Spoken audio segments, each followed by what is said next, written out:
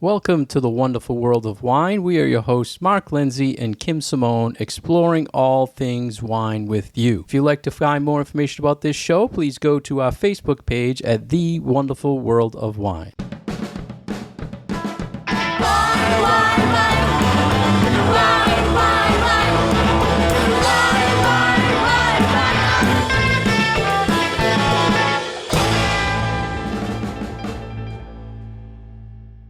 Kim, I've been waiting all week to follow up on a few questions for you. We did an event with a gentleman from Piemonte, and he made a statement about wine and cheese. And then the other night, we're doing another event, and you got a question about wine and cheese. So I thought we could talk with our listeners about that today. I guess cheese is on people's minds. Cheese is always on my mind, so I'm very happy to talk about this topic. So the gentleman from Piemonte sells some very nice Barolos, and his statement to our group was, do not have cheese with these wines. What did you think, Kim? Because I was taken back. I was a little surprised by that comment because we often see cheese and wine pairings, and the fact that often specific types of cheese pair very, very well with certain types of wine. So I don't know if this is because his wines specifically don't necessarily pair very well with cheeses, or if it's this common idea that I know we've seen in a couple of places that sometimes cheeses will be used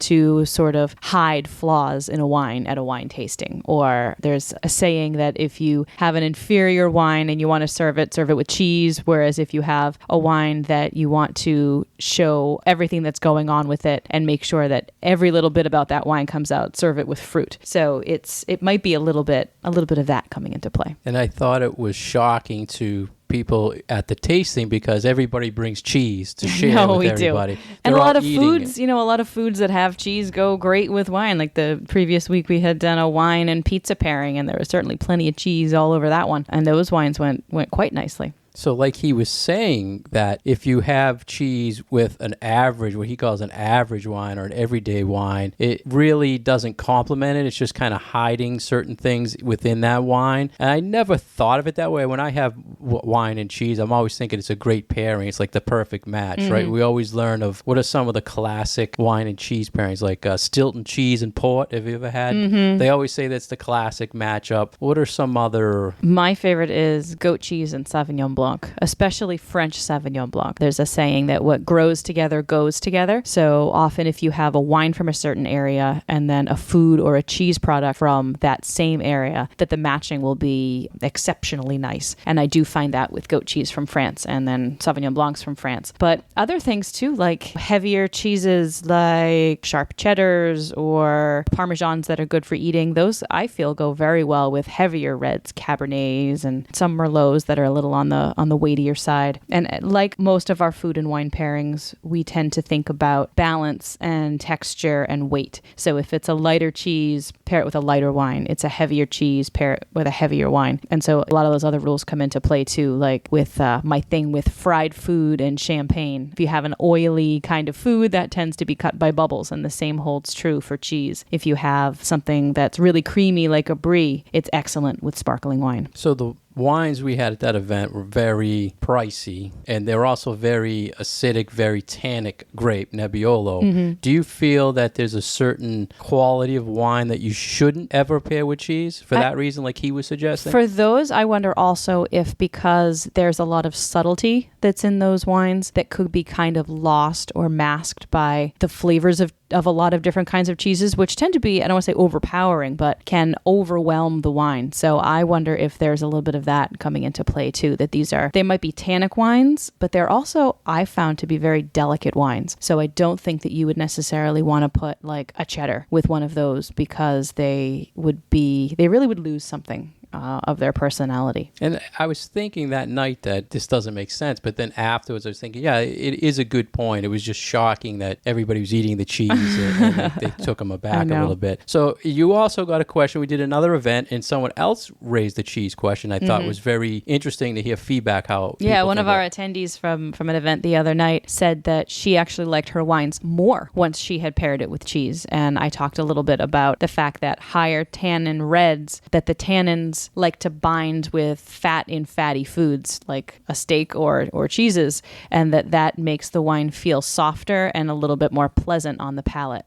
So we talked about that a little bit too, and I think that's one of the upsides of pairing a harder kind of cheese with something that has a lot of tannins to it, is that it'll soften out the red wine a little bit and just make it taste better. Did she say what she was drinking? Because I wish we knew like a brand, or if she's kind of hiding the flaws, or she just didn't, you know what I mean? I believe it was the Bordeaux. It was? Mm-hmm. Wow. So, well, that's good. Yes. What about personally, Kim? When I have cheese and wine myself, I'm tending to go more white wines with a soft cheese than a hard cheese. I do the same thing. Although I have been doing a lot more wine and cheese pairings through some of my events, and I am finding that sort of funkier red wines, things that have more of an earthy note or a savory note, have been going really, really well with blue cheeses. So I've been using a lot of blue cheeses in my tastings, a lot of Goudas, and I will pair those with reds. And then on the opposite end of the spectrum, a lot of Bries, a lot of goat cheeses, but then some other interesting sort of softer cheeses from Italy, from France, from the US, go with a whole wide range of white wines. So I do find, like you, that the whites are a little bit more flexible when it comes to cheese pairings. So you think like a stinky cheese, you're using something more earthy notes? Well, it depends what you mean by stinky cheese. Do you mean like a washed rind stinky cheese? Well, to me, blue cheese has a distinct aroma. Mm-hmm. So, and you're using the earthiness of the wine to kind of balance that out, or just the texture of the cheese? No, the flavors too. Yeah, so the flavors. I can relate to that as far as like a hard provolone cheese, using a nice earthy Chianti. I like that lighter, softer red, but a little bit of earthiness to cut through that. Right, and I tend to like those southern French reds that almost have like a black olive or an herbal sort of savoriness to it. Put that with the blue cheeses, and I think that those things just all the flavors play really, really well together.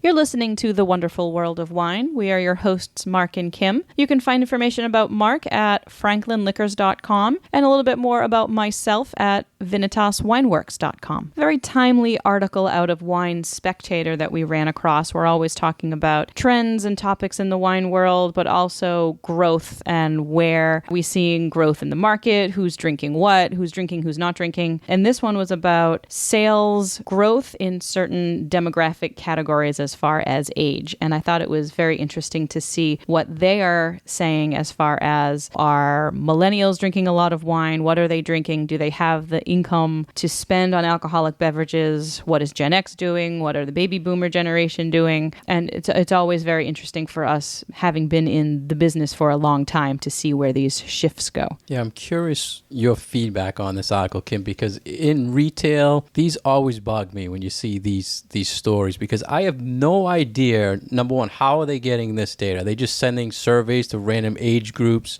getting their feedback on wine? And the second thing is, I never understand, is this big box sales? Is this restaurant sales? Is this what? Yeah, I was wondering about where they got their data as well. It's like, who are they asking? There's a big difference between the person who's buying wine in a restaurant and the person who's buying wine in a box store and the person who's buying wine in a small retail setting. So the demographic might shift, is my opinion on it. Depending on where they're doing their shopping. Yeah, correct. Yes. Yeah. Correct. I think that makes a whole lot of sense. And I know, having not only seen the customers that you have coming into your store through my years in retail and in wholesale, but also having done tastings at places like Costco and other stores around the state, seeing who is doing the shopping. What are they buying? Is this a specialty purchase, or is this something for everyday consumption or every week consumption? So it is, I agree with you, sort of difficult to figure out who are they actually talking about here. Yeah, and usually the pool that they're pulling from is a very small number, maybe 1,000 people or a couple hundred people. So I don't really take much into these as far as a retailer. I did think it was interesting, though, that they did have a graph that showed how big the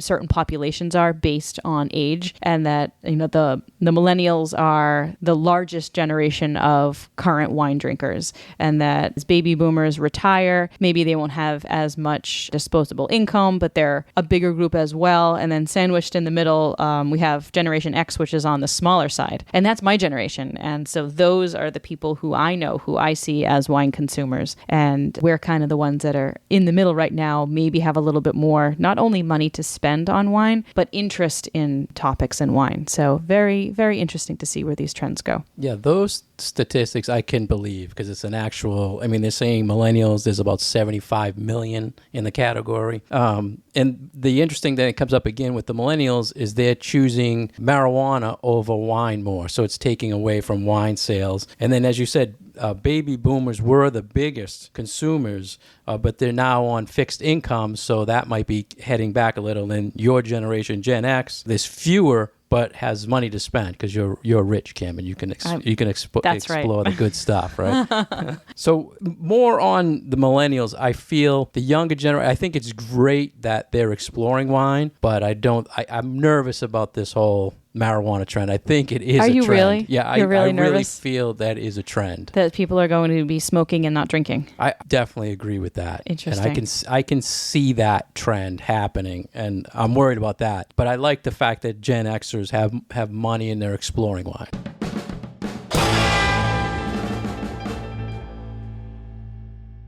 You're listening to The Wonderful World of Wine. We are your hosts, Mark Lindsay and Kim Simone. If you'd like to get more information about Kim, please visit her website at vinitaswineworks.com. And if you'd like to get more information about myself, please visit franklinliquors.com. Next, we want to talk about a story that was in PR News about how people feel labels on wines are misleading, and they want legislation to deal with these misleading labels. And Kim, this is one of the things I guess me more than you, are very geeky on the wine labels, and these were a lot of numbers that they showed about what people like and don't like and what they want changed on the labels. I had an issue with this study. I actually thought this study was a little bit misleading because this is a topic that we do talk about from time to time, and there has been a lot of chatter in the professional wine community about folks buying grapes from certain areas and then that are protected names like Napa or Willamette, and using those names when they bring those grapes to other places like, say, Texas or it could be Massachusetts, and make wines with those grapes and then put those protected names on the label to say where the grapes came from. I don't think that's what this study was asking about. And I was a little disappointed that this study didn't go into detail like that. And I'm curious as to how people feel about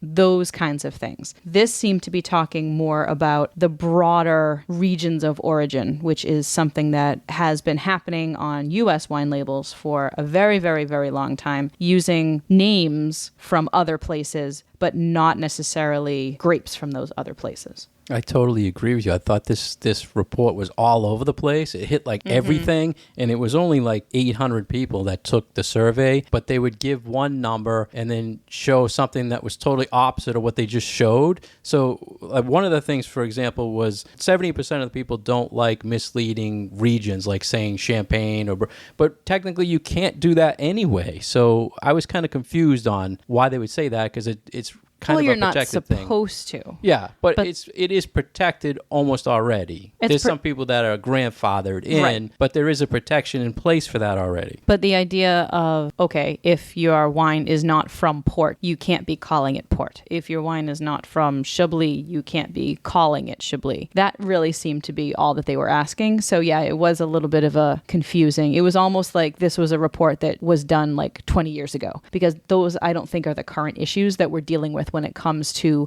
labeling laws and our current understanding of what is quote unquote misleading on a wine label. So 70% said they cared about that. But then it turned around and it said 79% feel region is important. So I'm just confused how these other 9%, why weren't they in the 79 that said they care about? Yeah. It was weird the way it was weird. It was like there were a lot of redundant questions that were asked, and then if you changed your answer even just slightly, then it would make the number seem a little bit different. And then they just turned it around asking, they said 34% considered region where it's from as a factor when buying. But that's much lower than 70% who cared that it told you where it was from. So Well, just because you care where it's from doesn't necessarily mean that it's going to make an impact on you in your buying habits. Well, yeah, it said region, so Region.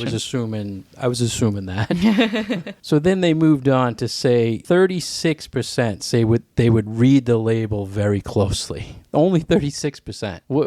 I don't understand that I one. think this kind of falls into our understanding of how people buy wine. I think that the word here is closely.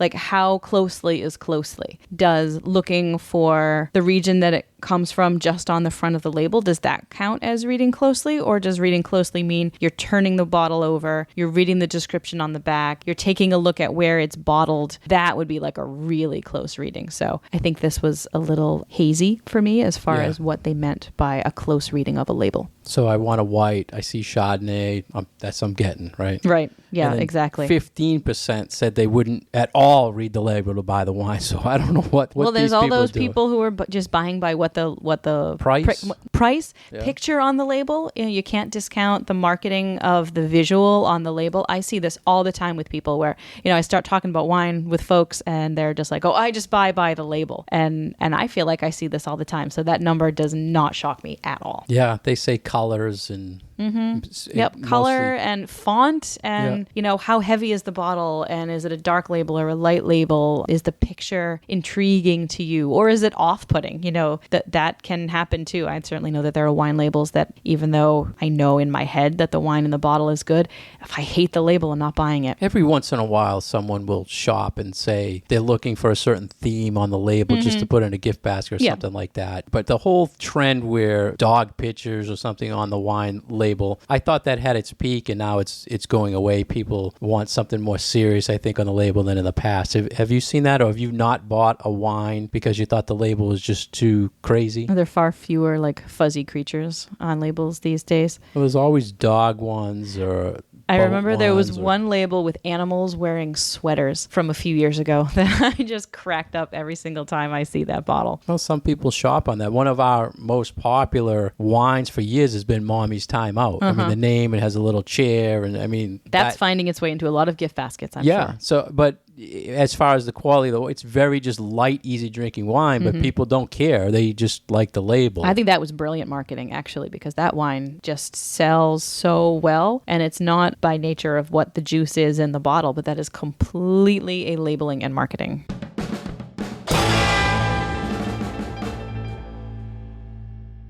You're listening to The Wonderful World of Wine. We are your hosts, Kim Simone and Mark Lindsay. You can find us online at vinitaswineworks.com and franklinliquors.com. An article and topic from one of our favorite wine websites, VinePair, which gives some really good information about basic topics in wine. And this week's topic, that is something that we talk about when we're tasting wine with people, is tannins. And what are tannins? What do they taste like? What do they do for wine? And this is one of those things that's really a building block of wine that is important for people to understand in order to have some basic language in which to discuss wine intelligently. Yeah, definitely one of the top key wine terms to know, to be able to communicate. So, Kim, when I talk tannins, I always relate it to tea. And I'm curious how you relate it. Yeah, tea is a good one. The one that I tend to mention when I'm talking about tannins, I will say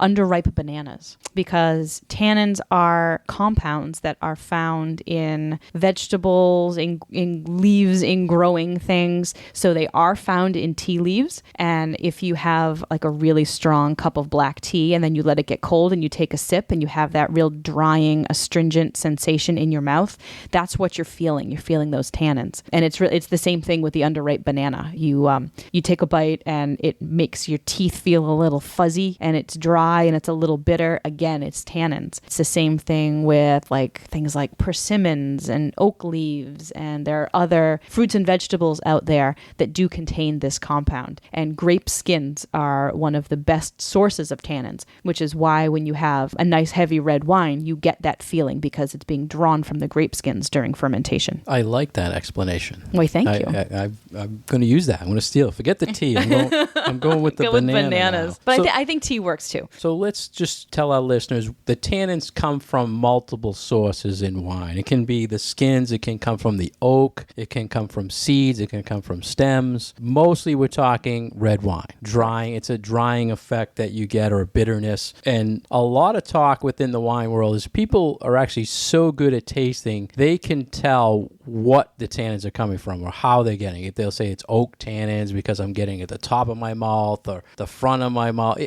To me, I never could pick that up. Yeah, I found this very interesting, that different sources of tannins will affect certain tasters in different ways. So typically, when you have a tannic wine, where do you sense that bitterness or dryness in your mouth? I'll get it in the center of my tongue. Yeah, and I agree. And I think it's important for people to understand that this is more of a texture. So this is more of a feeling in your mouth and less of a taste in your mouth. It's not really a flavor. You may get that bitterness, but overall it's more, how is this wine making your mouth feel? Yeah, and typically the best way to understand the drying from tannins, the opposite would be acidity would make your mouth water. Correct. So those are the two basic things for tasting to understand. And that's why we like to talk about the acid and the tannins as being sort of like the skeleton of the wine. You know, if you're thinking of the wine as a body or a living creature, there needs to be something in there that's giving it structure so that it doesn't just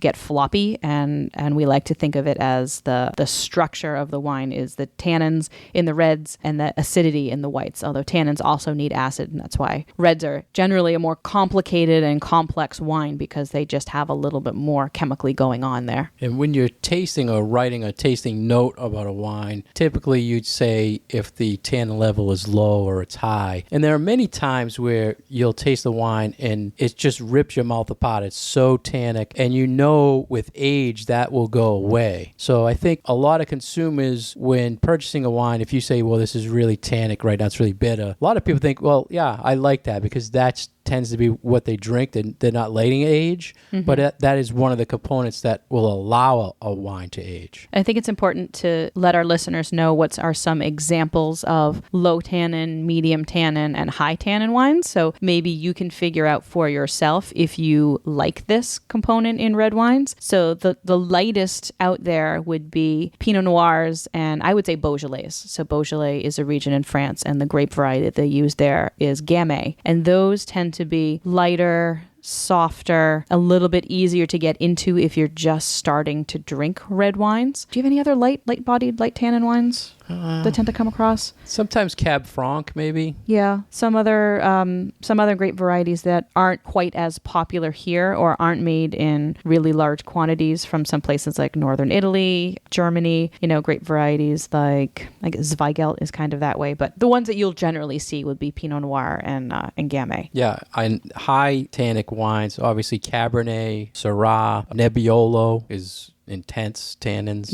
And sometimes an older or a more expensive bottle of Chianti might be really tannic, which is why those are wines that need some food with them. Food. Yeah, let's talk about food with tannic wines. Always heavy or protein. Right. Correct? Fatty, protein. So this is one of those old bits of advice that we tend to give about food and wine pairings, is that for high tannic wines like Cabernet, like Syrah, like Bordeaux, you want to pair them with meat. You want to put them with a steak, or you want to put them with something fatty. And that just comes down to the chemistry of what's going on with the foods. So what happens is that tannins bind with protein. And when you drink a tannic wine, there's also protein in your saliva. So the tannins will pull the protein from your saliva and will make your mouth have that drying feeling. But when you add even more protein to the mix and you add fat, because you're eating something that's high in protein and high in fat like a steak, it kind of mitigates that. So it creates a softer feel because the tannins are no longer just completely overwhelming everything that's going on in your mouth. So that's why a high tannin wine and a fatty food and a high protein food will really play really nicely together because they bring out, I think, the softer, better components of each other and just make everything sort of taste and feel better. Yeah, balanced pairing. Balance, yeah. When the wine, you're not tasting just wine, you're not tasting just food, they're just merging perfectly together. So, Kim, when a person says to you, I like a dry red wine, are you thinking, I'm going to recommend a tannic red wine? You think people think that dryness is tannins? I do sometimes because that's the physical sensation that you're feeling in your mouth. Dry, the term dry is tough. It's so loaded when it comes to wine because not only are you talking about the absence of sugar. So for us, dry is not the opposite of wet. Dry is the opposite of sweet. But then when you're talking about this actual physical sensation of how the tannins are reacting in your mouth, you can also really legitimately discuss that in terms of dryness. And does that feel dry in your mouth? So yeah, I think that's a question that should lead to an additional question. When somebody says they like a dry red wine, it's like, well, how dry? And let's talk about fruit flavor. And you still need to talk about sugar a little bit because there are some reds out there that do have some sweetness to them. So asking that additional question of, okay, how dry do you like your wines? And then get some examples of things they've liked in the past. So if they say, yeah, I like a dry red wine, and you say, well, what have you been happy with in the past? And somebody might say, oh, I like Big Bordeaux. You're like, oh, okay, yeah, I'm really going to give you something with a lot of tannins to it because you know that they can handle it if they like that. So it leads to the body question. So they say, I like a dry red. Do you say, well, you like a light body, then you're talking a dry Pinot Noir, or a heavy body, then you're talking Cab. Right. So you want to talk about the weight of the wine, but then you also want to talk about the flavors of the wine as well. How do you explain, we talk about body and weight all the time. What's your best way you explain weight when you're talking about wine? I'm still searching for a good way to explain it. I actually have started to use yours in my presentations. I've stolen the milk analogy. Well, I'll swab you the banana one. Okay, you can have the bananas and I'm taking the milk. We talked milk, like if you had a skim milk, that would be a light body wine in your mouth, the same feeling. If you had a 2%, that would be like a medium bodied, and a heavy body wine would be more like a whole milk. Yeah, I think it's a good comparison because that's something that people understand. You know in your own imagination the difference between a glass of skim milk and a cup of heavy cream. You know that those things are night and day, but you're still talking about dairy products. So I think that's a nice way to talk about wine too. Maybe you need to start talking about it in terms of beer for those beer drinkers out there too. Beer. Yeah, right. You know, relate to another liquor. Bud Light versus Guinness. Yeah. You know, you've got the whole world of weights of beer in between. The reason I mentioned the weight is because I feel that the weight is also a good way to compare the tannin. So a low weight or a low body to me is also a low tannin, because if you like a lighter red, you'll like a light tannin red. Mm-hmm. So heavy, similar. Does that make sense? Yeah, no, absolutely does.